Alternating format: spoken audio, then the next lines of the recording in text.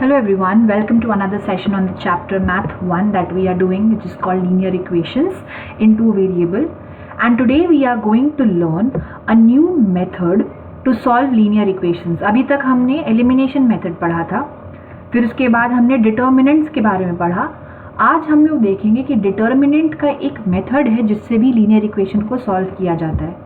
इसे हम लोग क्रेमर्स के मेथड के नाम से भी जानते हैं because it was the name after a mathematician called Cramer who invented this method, who discovered this method. So आज what we are going to do is we will be able to solve system of linear equations in two variables using determinant method. सब कुछ same रहेगा, काम वही है, बस method change हो जाएगा. अभी तक एलिमिनेशन मेथड यूज करे थे, अब डिटर्मिनेंट मेथड यूज करेंगे. Okay. So I would request you to take out your notebooks and write down these steps that we follow while we are using the determinant method. What are the steps that we follow? First is, whatever equation is given to you, we have to make sure that we are writing it in this form. ax plus by plus c. मतलब सबसे पहले x का term होना चाहिए, उसके बाद y का term, फिर एक इक्वल टू साइन, और जो कांस्टेंट नंबर है जिसके साथ कोई वेरिएबल नहीं है वो इक्वल टू के उल्टे तरफ. Okay, so this is the form ax plus by equals to c. आपको अपने इक्वेशंस को इस फॉर्म में लेके आना है. उसके बाद क्या करेंगे? उसके बाद हमें तीन चीज़ें फाइंड करनी है. एक को कहते हैं d, एक को कहते हैं dx, एक को कहते हैं dy. ये तीनों क्या है ये हम लोग आगे समझेंगे. और लास्ट स्टेप में हम लोग x और y फाइंड करते हैं यूजिंग दिस फॉर्मूला. x निकालने के लिए dx बाई x, y निकालने के लिए dy बाई y. ये तीन स्टेप्स हैं जो हर क्वेश्चन के लिए फॉलो करेंगे x और y की वैल्यू फाइंड करने के लिए. तो एक एक करके सारे स्टेप्स को समझने की कोशिश करते हैं. फर्स्ट स्टेप क्या था? That we have to write the equation in the form ax plus by plus c. Let's see an example. The equation is y plus 2x minus 19 is 0. First question, is this in the form ax plus by plus c equals to by equals to c? No it is not. देखो x का term पहले नहीं है, y का term बाद में नहीं है, ये जो कांस्टेंट नंबर है ये इक्वल टू के इस तरफ नहीं है. सो this is definitely not of the form ax plus by plus c. मतलब क्या? आपको कन्वर्ट करना पड़ेगा, आपको टर्म्स के को इधर उधर घुमाना पड़ेगा ताकि ये उस फॉर्म में बने. बट आप जब टर्म्स को इधर से उधर लेके जाएंगे आपको साइन का ध्यान रखना है. तो इस स्टेप में सबसे पहले क्या करेंगे? x का टर्म इस तरफ ही रहेगा तो इसको रहने देते हैं. इसके बाद y का टर्म घुमा के यहाँ ले आते हैं. अब आप इक्वल टू के इस तरफ जो भी करेंगे तो साइन नहीं बदलेगा, राइट? तो मैं बस 2x की जगह पे 2x लिख दूंगी, उसके बाजू में y लिख दूंगी. इक्वल्स टू चाहिए, उसके बाद इक्वल्स टू लिख दिया. ये 19 को जब मैं यहाँ से इस तरफ लेके जाऊंगी तो ये माइनस से प्लस हो जाएगा. So the final form of this equation would be then 2x plus y equals to 19. Now it is of the form ax plus by equals to c. Okay, so the first step is अपने सारे equations को इस form में करने के लिए. Let's try to do some questions by yourself.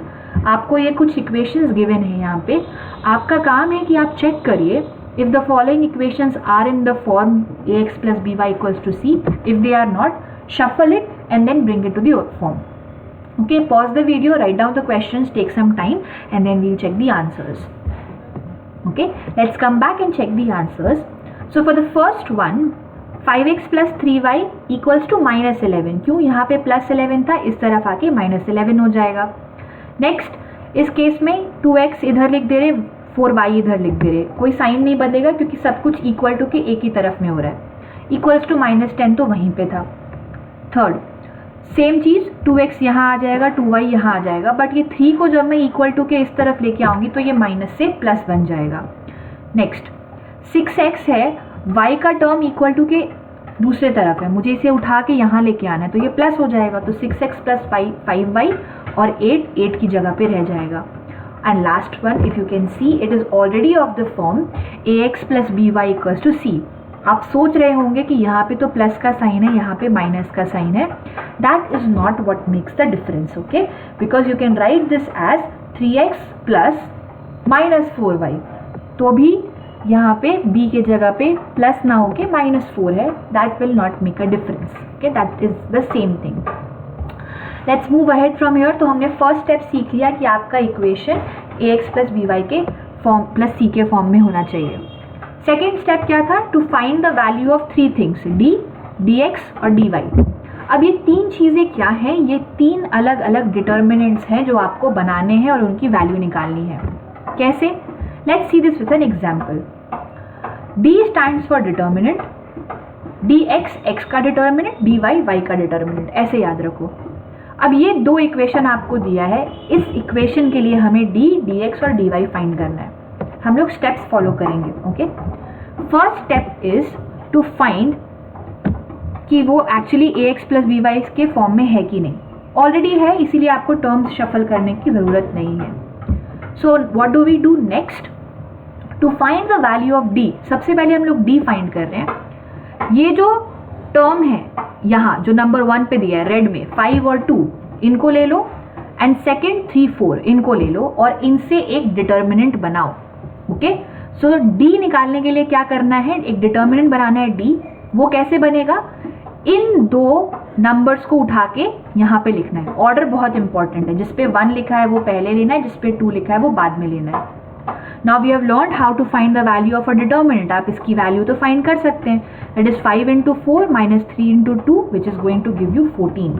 So this is the value of d. Okay, order important कि कौन सा 1 है कौन सा 2 है, ये आपको याद रखना है। d निकल गया। The next step is to find out the value of dx. अब हम लोग इसी क्वेश्चन के लिए dx फाइंड कर रहे हैं। चीजें सेम रहेगी, बस ऑर्डर बदल जाएगा। पहले इन दोनों को लिया था, अब ये नंबर पहले आएगा, ये नंबर बाद में आएगा, और उससे जो डिटर्मिनेंट बनेगा उसे हम dx कहेंगे। ऑर्डर इंपॉर्टेंट है, ठीक है। पहले ये लिखेंगे जो इक्वेशन की उल्टी तरफ में है, फिर y के टर्म्स लिखेंगे, और उसके बाद डिटर्मिनेंट की वैल्यू तो जैसे आप फाइंड करते हैं by multiplying these two numbers, subtracting then multiplying these two numbers, ऐसे करके आप वैल्यू निकालेंगे। This is dx। Third step is to find the value of dy। dy के लिए क्या करेंगे? ये दो कॉम्बिनेशंस लेंगे, first is this, second is this. ऐसे एक डिटर्मिनेंट फाइंड करेंगे, फिर से इनको मल्टीप्लाई करके इनकी वैल्यू निकालेंगे। So what we have done, we have found the value of d, we have found the value of dx and we have found the value of dy। वो तीनों आपके पास हैं। अब क्या करना है? x और y की वैल्यू निकालनी है। x का फॉर्मूला हमने देखा था is dx divided by x। dx की वैल्यू आपके पास -14 आई थी, d की वैल्यू 14 आई थी। वैल्यू पुट किया, आंसर आया -1। So the value of x that you get is -1। Then you have to find y। For finding y the formula is dy by d। dy -28 आया था, d 14 आया था, divide करेंगे -2। Hence the final solution x and y is -1 and -2। Elimination method एक method था जिससे x Y निकालते थे, डिटर्मिनेंट मेथड एक मेथड है। हम ये मेथड क्यों सीख रहे हैं? फॉर मेनी क्वेश्चंस अगर आपको ये स्टेप्स एक बार प्रैक्टिस हो जाए, it's very easy, there are lesser chances of doing mistake as compare to elimination method. Also sometimes in the board it is specified board में कि आपको यही मेथड यूज करना है, इसीलिए आपको ये मेथड भी सीखना पड़ेगा। Let's try one question yourself. As you can see, the question has been given on the screen. Solve the simultaneous equation by determinant method. Clearly लिखा है determinant method. It's a complete the activity question. I would request you to pause the video, write down this complete question and then try to fill in the blanks with yourself. Then we can check the solution. Okay? Let's try checking the solution. These are the numbers that should come in your boxes. You can please pause the video. It is quite self-explanatory. आप अपने आप identify कर पाएंगे कहाँ पे क्या number आया है, अगर नहीं आया तो क्या मिस हो गया। Moving ahead, d निकाल लिया, dx निकाल लिया, dy निकालना तो बाकी है। So you put the value again. This is the next part of the question. Again, pause the screen, write down the question, try to fill it yourself, and then let's see what is the solution. These are the numbers that should come. Numbers proper fraction नहीं है, it's okay. जो है हमारे question में यही answer आ रहा है, whatever it is, this is the answer. Okay, so the final answer you get x is -27/4 and y is -11/2. आ ही सकता है, कोई बड़ी बात नहीं है. Okay, so you solved one question using the activity. Let's try one more question to gain more confidence in the Cramer method. Again, it's a complete the activity question. I would request you to pause the video again, write down the question yourself, try to fill in the blanks and see what is it that you're getting. By solving this, I'm not going to fill up the blanks, but the final answer that you should get for x and y in this case is 5 and 6. It is for you to figure out D क्या है, D x क्या है, D Y क्या है, but इस question में x और Y की जो फाइनल आंसर आएगी वो 5 and 6 है. If you get that, congratulations. If you have not got that, try to find out where is it that you got maybe an error. With this, we have achieved a milestone. We have completed this chapter on linear equations, a major part of it which was really important. So give yourself a round of applause and thank you so much everyone for engaging in this.